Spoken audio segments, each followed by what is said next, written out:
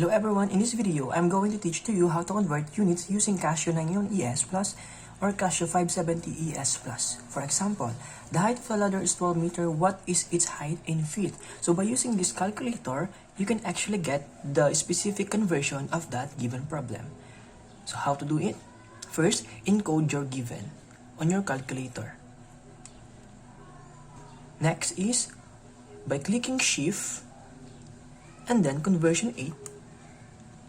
And then look for the specific number of the measurement at the back of your calculator. So in this problem, the conversion is meter to feet. Therefore, the number will be 04. So encode 04. And then equals. You will get your answer in fraction form, that is 5,000 all over 127. However, in our problem, we should make that our unit conversion should be in whole number.